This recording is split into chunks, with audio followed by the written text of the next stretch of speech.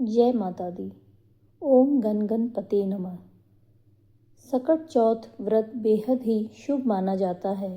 यह भगवान गणेश को समर्पित है। इसे संकष्टी चतुर्थी या तिलकुट चतुर्थी भी कहा जाता है। यह तिथि माघ महीने के कृष्ण पक्ष की चतुर्थी को पड़ती है।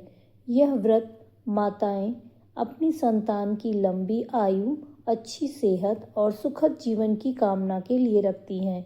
खासकर यह व्रत माताएं ही धारण करती हैं अपने संतान के लिए। भगवान गणेश को विघ्नहर्ता भी कहा जाता है, जो भक्तों के सभी विघ्नों को हर लेते हैं।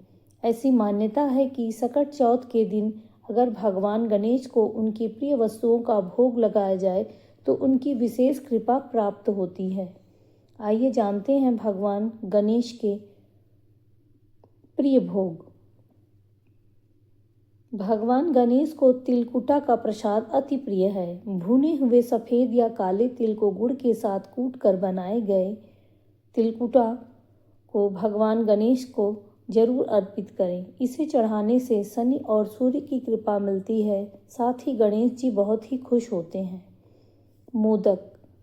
भगवान गणेश को मोदक भी अति प्रिय है। ऐसे में सकट चौथ पर भगवान गणेश को मोदक का भोग जरूर लगाएं। ऐसा करने से जीवन में शुभता का आगमन होता है। शकरकंद। सकट चौथ की पूजा में शकरकंद का भोग जरूर लगाना चाहिए। ऐसा करने से रिश्तों में मधुरता आती है। गन्ने और बेर। इस मौसम में मिलने वाले फल जैसे गन्ना, बेर और अमरूद भी पूजा की थाली में अवश्य शामिल करें। ऐसा करने से संतान से जुड़ी सभी मुश्किलें दूर होती हैं।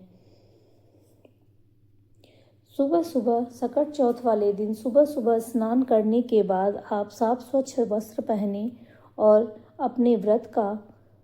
अपने हाथ में अक्षत और पुष्प लेकर व्रत का संकल्प लें। भगवान गणेश की प्रतिमा के सामने धूप दीप से उनका पूजन करें और शाम के समय एक पाटा बिछाकर उसमें गणेश जी की प्रतिमा रखें और विधि विधान से भगवान गणेश की पूजा करें।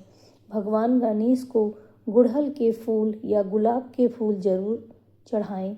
21 दूर्वा की गांठें अर्पित करें और सकट चौथ की कथा जरूर सुनें।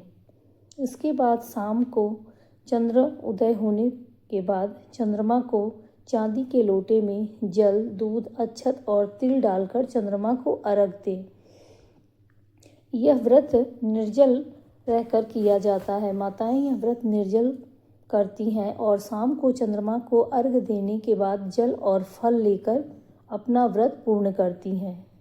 सकट चौथ का व्रत माघ मास की चतुर्थी को संतान की लंबी आयु और सुख समृद्धि के लिए रखा जाता है। यह भगवान गणेश को समर्पित है।